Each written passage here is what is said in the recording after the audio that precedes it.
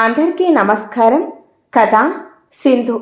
రచయిత చెన్ను సుశీలారామం గారు. ఇక కథలోకి వెళ్ళిపోదామా మరి? గదిలో గోడ గడియారం టంగు టంగుమంటూ 5 గంటలు కొట్టింది. అప్పుడే మాకన్నుగా నిద్రపట్టిన సింధు ఉలిక్కిపడి కళ్ళు తెరిచింది.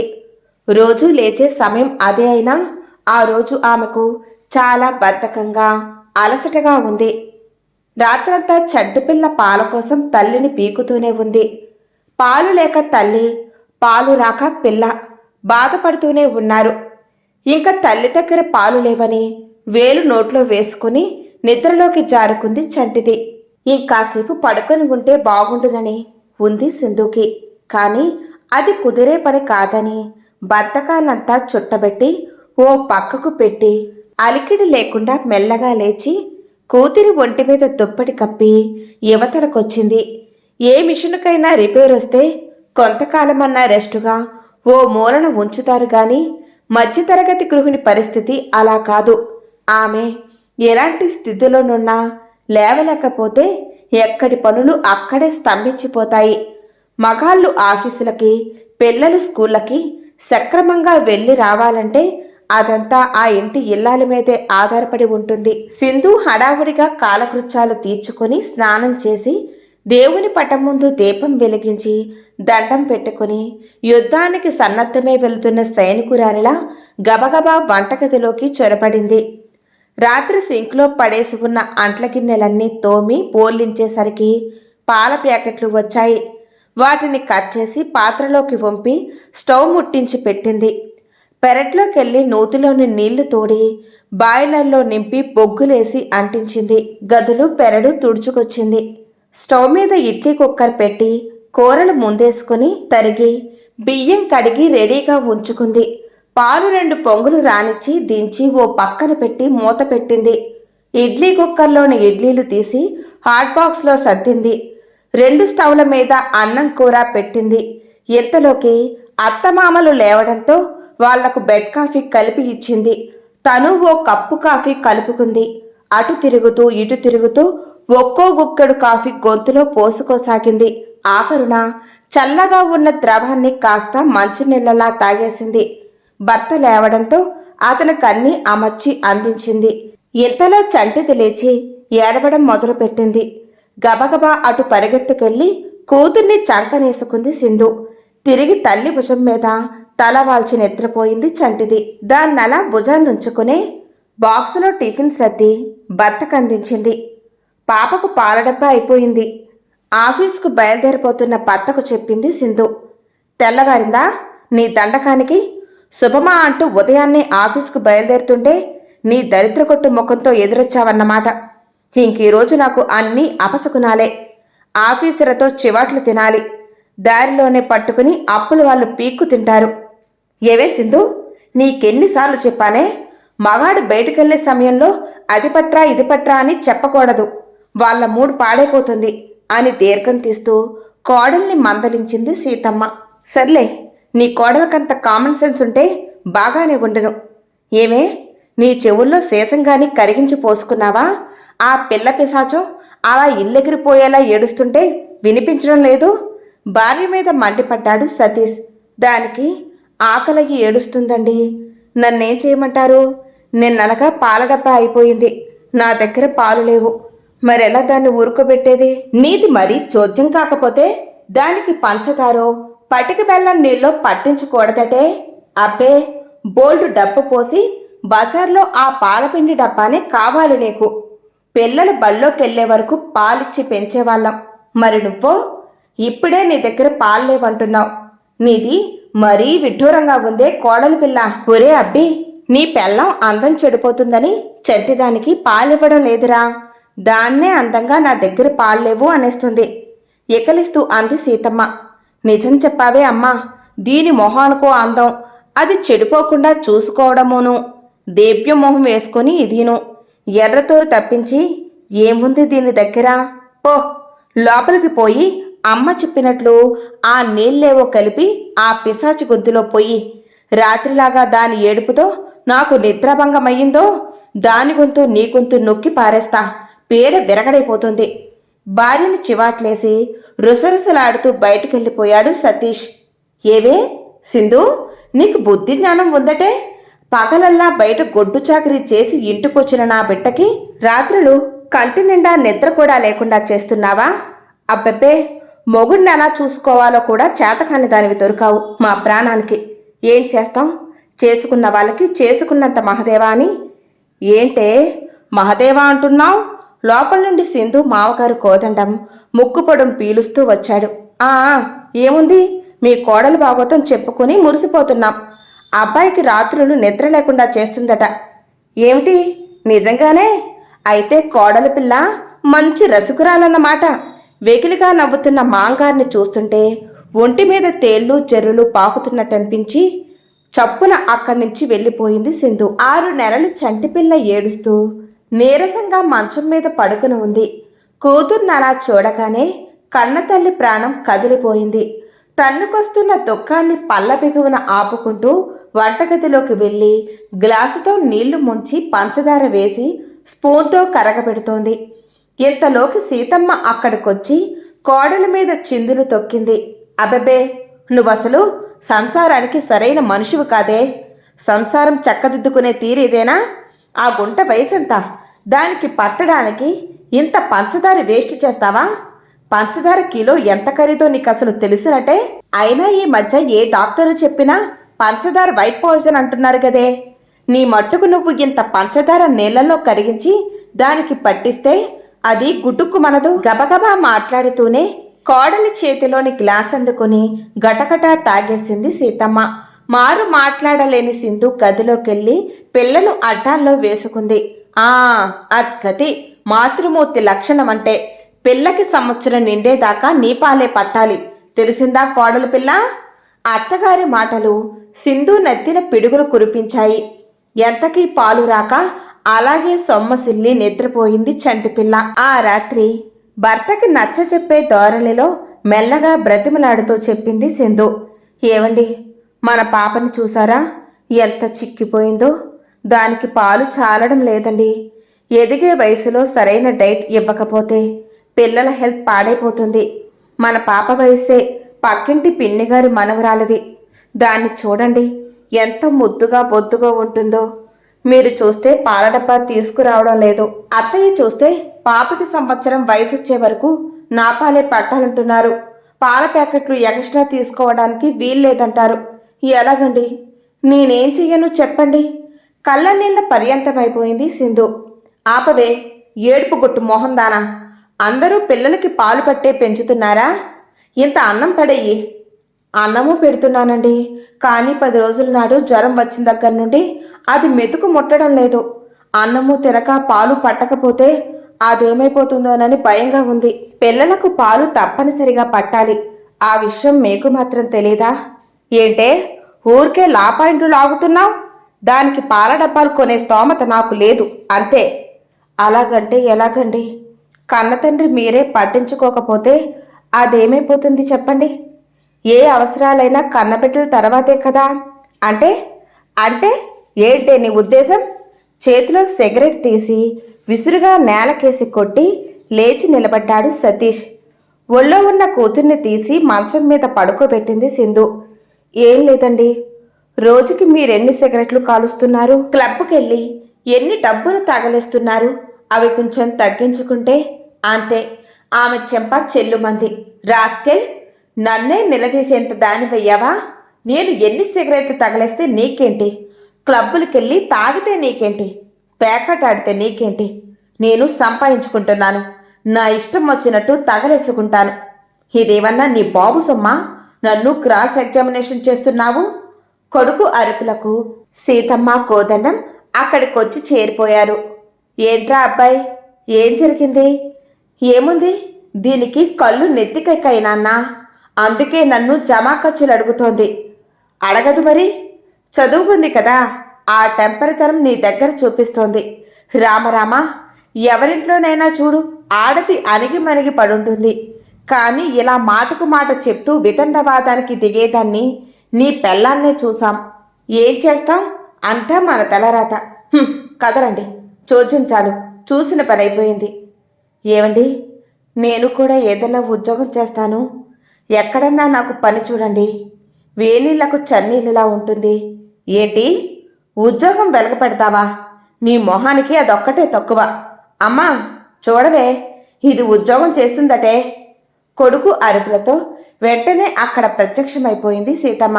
ఏంటి, కోడలిపిల్ల ఉద్యోగం చేస్తుందా? మరి ఇంట్లో పని ఎవరు చేస్తారనుకుంటుందిరా? ఇంకెవరు చేస్తారు? దీని బాబు అమ్మ చేస్తారు.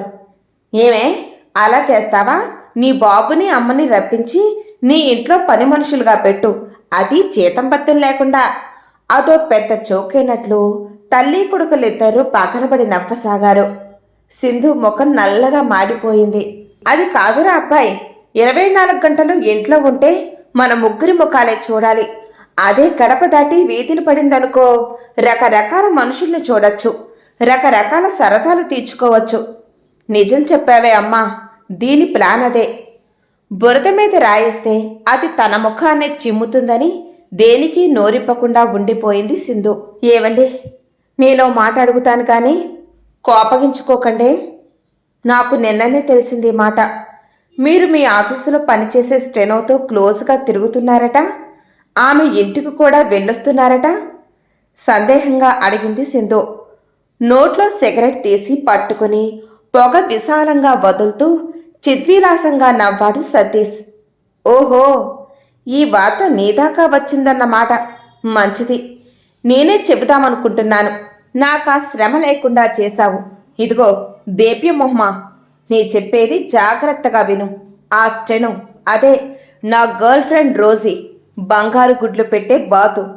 2 ఏళ్ల నాడు తొందరపడి నిన్ను కట్టుకున్నాను కానీ కాస్త ముందుగా పరిచయం అయ్యుంటే ఆ రోజీనే చేసుకునేవాణ్ణి.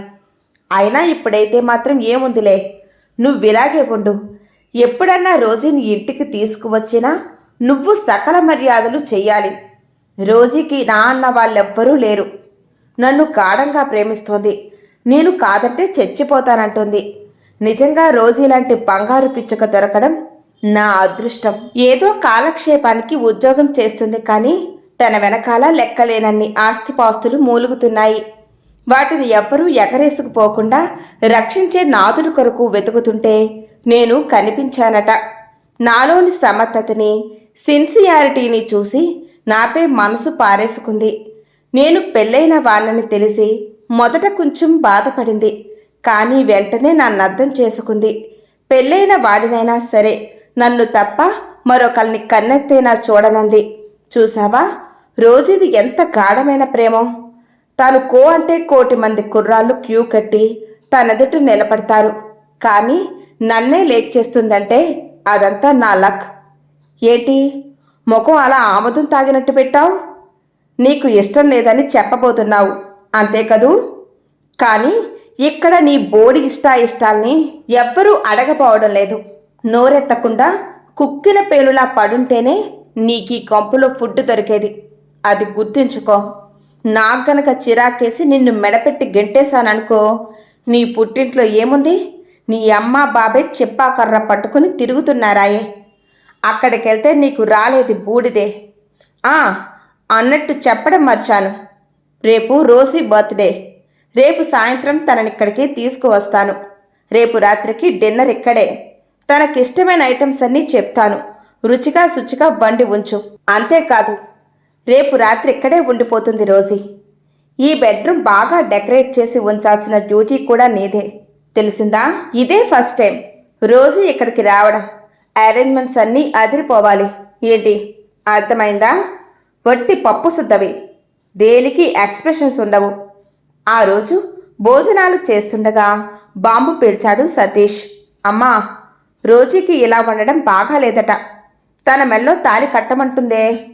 అదే, ఆడదాని మెల్లో తాలి లైసెన్స్ బిల్ల లాంటిది కదా. అదుంటే ఏ విధవా దగ్గరకు రావటానికి జంకుతాడు. లేకపోతే ప్రతి రాస్కల్కి ఆశగానే ఉంటుంది. కంచెలేని చేనుని పాడు చేయడానికి ప్రతి పశువు ప్రయత్నిస్తుంది కదా. అందుకే మంచి రోజు చూసి తన మెల్లో తాలి కడదామనుకుంటున్నాను. బేష్, మంచి నిర్ణయం తీసుకున్నావు. అబ్బాయి అమ్మాయి లక్ష్మీపుత్రిక, మనకిక దేనికి లోటు లేకుండా చూసుకుంటుంది. అవునండి, ఏమో అనుకున్నాను కానీ మన అబ్బాయి చాలా తెలివైన వాడండి. రోజుని చూస్తే నా కళ్ళు చెదిరిపోయాయి అనుకోండి.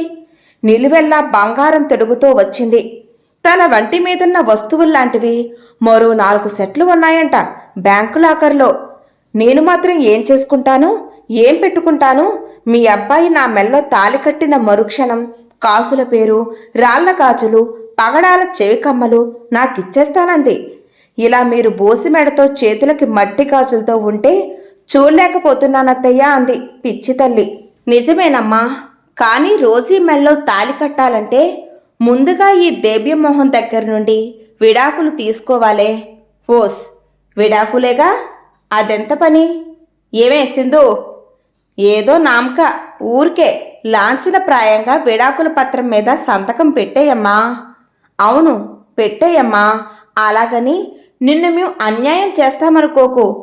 ఎప్పట్లాగే ఇలాగే ఇక్కడుందువు గాని నీ స్థానం నీకుంటుంది. ఏమంటావ్? ఏమంటుంది? ఒప్పుకుంటుంది చచ్చినట్టు. నేను ఒప్పుకోను. సింధు నోట వచ్చిన మాటలు పిడుగులై పట్టాయి. ఏంటే నువ్వు ఒప్పుకునేది? నీ తల్లో జేజమ్మైనా సరే ఒప్పుకొని తీరాల్సిందే. నాలో లోపమేంటో చెప్పండి, అంతేకాని విడాకుల పత్రం మీద సంతకం నేను చస్తే చేయను. ఓహో, ఎంతకాలం నోట్లో నాలుక లేదనుకున్నాం. పెట్ట బాగానే కోతకొచ్చింది. అవును మరి, ముప్పొద్దులా తింటూ పొగరు బాగా తలకెక్కింది కదూ, అందుకే ఇలా వాగుతోంది. ఇదిగో చూడమ్మాయ్, ఎలాంటి గొడవ జరగకుండా మా వాడు చెప్పినట్టు చెయ్యి, లేకపోతే నీకు నరకం చూపిస్తాం. 3వ కంటికి తెలియకుండా నిన్ను నీ కూతుర్ని పాతిపెట్టినా అడిగే దిక్కు లేదు నీకు. జాగ్రత్త. మేం మంచోళ్ళం గనుక విడాకులిచ్చుకున్నాక కూడా దయతలిచి నిన్నిక్కడ ఉండనిస్తామంటున్నాం. చెప్తుంటే అర్థం చేసుకోవేం? మిమ్మల్ని కాదుకూడదని అతి తెలివి ప్రదర్శించపోయావా? నీ పాటలు కుక్కలు కూడా పడవు. నీ అమ్మా బాబు కాటికి కాళ్ళు చాచు కూర్చున్నారు.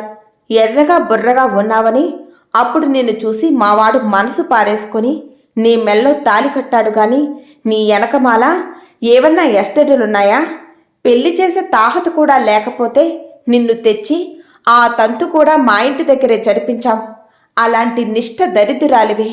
నీకీ స్థానం కల్పిస్తే అందుకు కృతజ్ఞతగా మేం చెప్పినట్టు నడుచుకోక చావు తెలివి ప్రదర్శించబోకు. ఈ రోజుల్లో దేనికైనా సరే డబ్బుండాలి. అది లేనివాడు ఎందుకు కొరగాడు. బాగా ఆలోచించుకో. అమ్మా, రోజులు దొర్లుతున్నాయి కానీ ఈ శనిగ్రహం మట్టుకు విడాకులకు అంగీకరించడం లేదు. రోజు రోజుకు రోజీ నన్ను ఒత్తిడి తెస్తోంది. ఎలాగే దీంతో చచ్చేది? అదే నేను ఆలోచిస్తున్నాను. ఇదింత మొండికటమని నేనెప్పుడూ ఊహించలేదు. నయాన్న భయాన్న ఎన్ని రకాలుగా చెప్పి చూసినా లాభం లేకపోతుంది. తిడితే చెవిటి దాని ముందు శంఖం ఊదినట్టుంటుంది, కొడితే తన శరీరం కానట్టు దులపరించేసుకుంటుంది. నాకు బేషైన ఆలోచన వచ్చిందిరా అబ్బాయి. స్విచ్ ఇక్కడ నొక్కితే లైట్ అక్కడ వెలిగినట్టు ఆ పిల్లదాన్ని మనం ఆయుధంగా వాడుకున్నామనుకో, చచ్చినట్టు మన మాట వింటుంది. ఏమంటావు? బేషైన ఆలోచన వచ్చిందే నీకు. ఎలాగైనా నీ బుర్రని మ్యూజియంలో ఉంచాల్సిందేనే సీత. ఆ శనిగ్రహం విన్నదంటే ముందు జాగ్రత్త పడగలదు. దాని మొహం మనం ముగ్గురం, అది ఒక్కతి. అది మనల్నేం చేయగలదు? ఒరే అబ్బాయి, రోజీ పుణ్యమా అని నాటుసారా స్థాయి నుండి కాస్ట్లీ మందులోకి ఎదిగాం.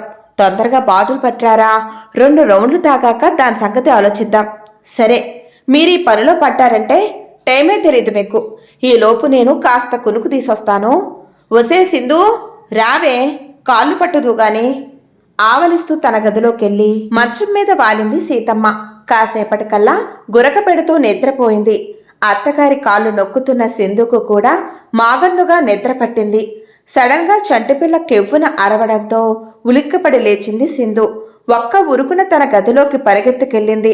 అక్కడ మాంగారు చంటిపిల్లని ఒక కాలు పట్టుకుని పైకి లేపి తీసుకొస్తున్నాడు. క్షణకాలం ఆగిపోయినట్టనిపించింది సింధుకి. ఆత్రంగా వెళ్ళి కూతుర్ని అందుకోబోయింది. ఆహా, తల్లి ప్రాణం గిరగల్లాడిపోతుందే. అప్పుడే ఏమైందే చూడు అంటూ పైనుండి కిందకి వదిలాడు పిల్లని. కింద పడకుండా పట్టుకుని బిడ్డని గుండెల కత్తుకుంది సింధు. ఇంతలోకి సతీష్ లేచొచ్చి నోట్లో ఎర్రగా కాలుతున్న సిగరెట్ తీసి పట్టుకుని పిల్ల వీపున అంటించాడు. గొక్కపెట్టి ఏడ్చేస్తుంది పిల్ల. ఏవండి, దయచేసి దీన్నేమి చేయకండి. మీ కోపాన్ని నా మీద తీర్చుకోండి. నన్ను కొట్టండి, చంపండి, కానీ బిడ్డనేం చెయ్యకండి.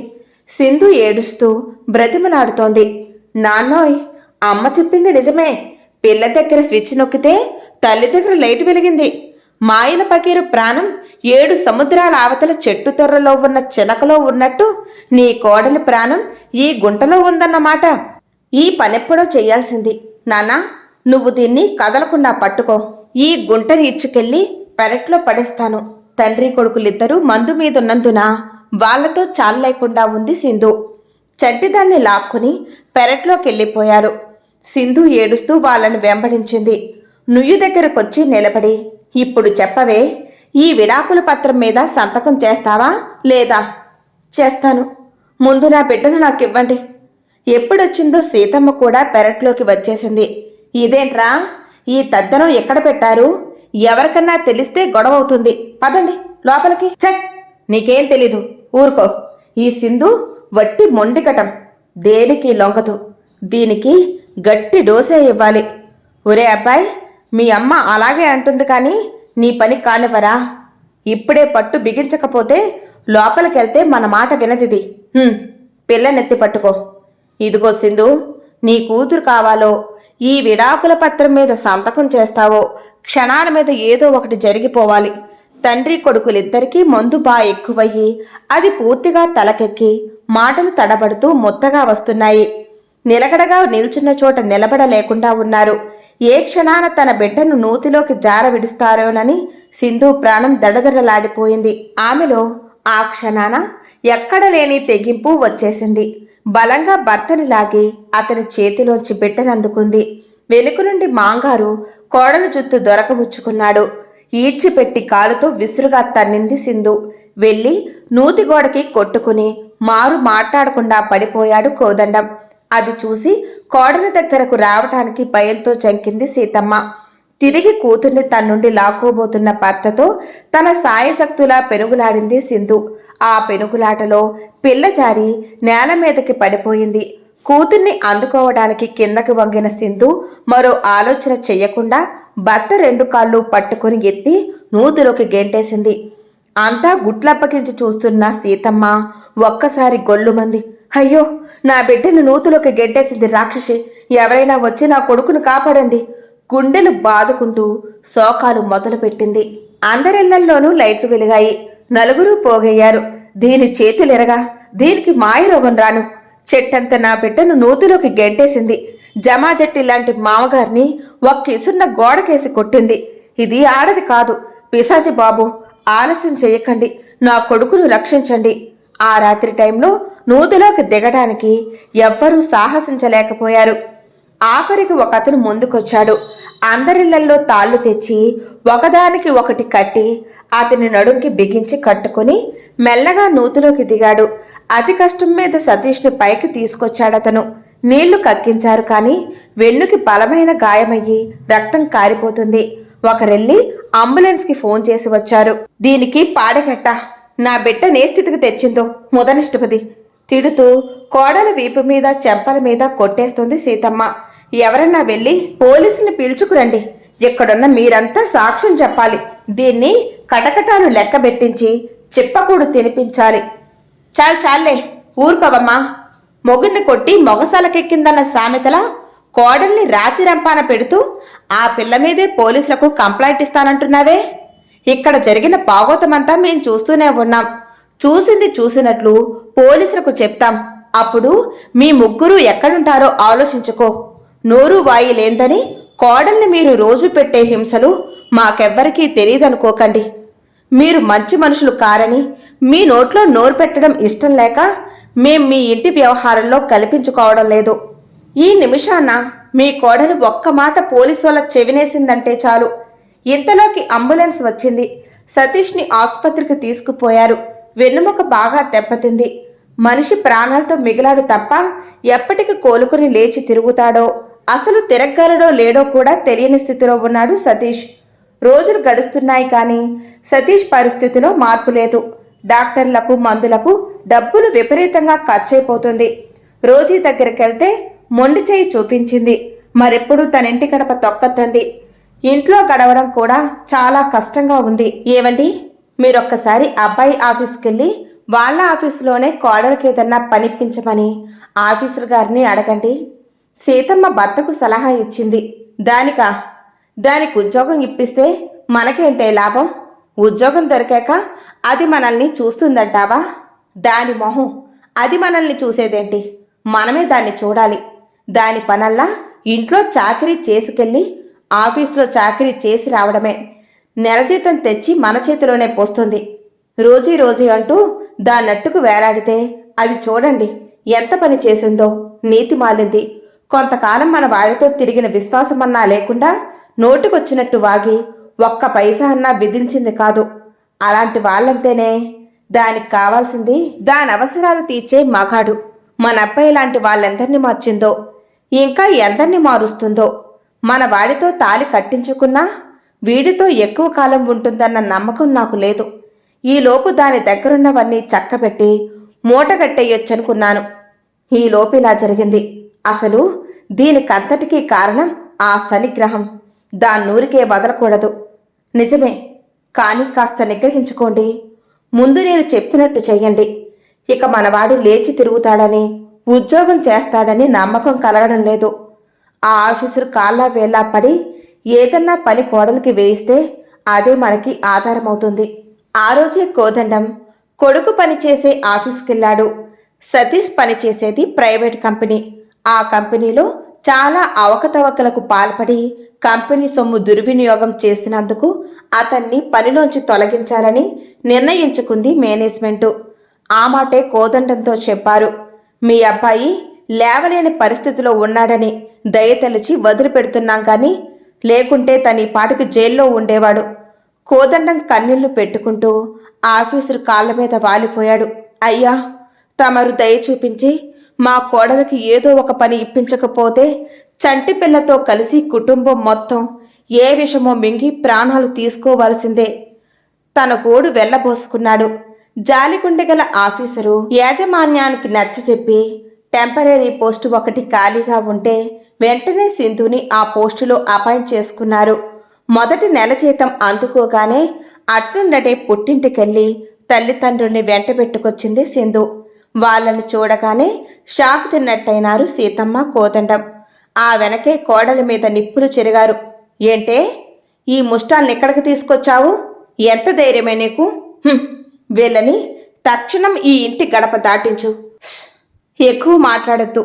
ఇక నుండి ఈ ఇంట్లో నా మాటే శిలాశాసనం. నేను చెప్పినట్టు అంతా విని తీరాలి. ఎంతకాలం మీ కొడుకు సంపాదిస్తుంటే మీరు రాజభోగాలు అనుభవించారు. ఇప్పుడు అలాంటి టైము నా తల్లిదండ్రులకు వచ్చింది. ఇక్కడుండడానికి మీకు కష్టంగా ఉంటే తక్షణం ఈ ఇల్లు వదిలిపోండి. నాకేం అభ్యంతరం లేదు. నా తల్లిదండ్రులిద్దరిది కూర్చొని తినే వయసు. ఇంట్లో ఏ పని చేయటానికి వీళ్ళకి ఓపిక లేదు. అలాంటి ఓపిక మీకింకా చచ్చిపోలేదు. ఈ వాటి నుండి ఇంట్లో పని పాటల్ని మీ ఇద్దరూ చూసుకోవాలి. అన్నిటికంటే ముఖ్యమైనది నా బిడ్డని, నా తల్లిదండ్రుల్ని జాగ్రత్తగా చూసుకోవాల్సిన బాధ్యత మీది. దానిలో ఎలాంటి లోపం జరిగినా సహించను, క్షమించను. ఆ రోజుతో మీరు ఇంట్లో స్థానం కోల్పోతారు. మీకు పెట్టే తిండి ఏ పని మనిషికి పెట్టినా విశ్వాసంగా ఇంట్లో పడుంటుంది. Mind it. తల్లిదండ్రులిద్దరికీ ఆసరాగా మధ్యలో నిలబడి వాళ్ల చేతుల్ని గట్టిగా పట్టుకుని మెల్లిగా నడిపించుకుంటూ లోపలికి తీసుకువెళ్తున్న సింధును చూసిన సీతమ్మ, కోదండంలకు అది కళ నిజమా తేల్చుకోలేని అయోమయ అవస్థలో 1000 వోల్టుల కరెంటు షాకు కొట్టినట్టు ఎక్కడి వాళ్ళక్కడే నిలువు గుడ్లేసుకొని ఉండిపోయారు. ఇంతటితో ఈ కథ సమాప్తం. మీకు ఈ వీడియో నచ్చితే లైక్ చేయండి, షేర్ చేయండి, కామెంట్ పెట్టండి. మా ఛానల్ని తప్పకుండా సబ్స్క్రైబ్ చేసుకోవడం మర్చిపోకండి.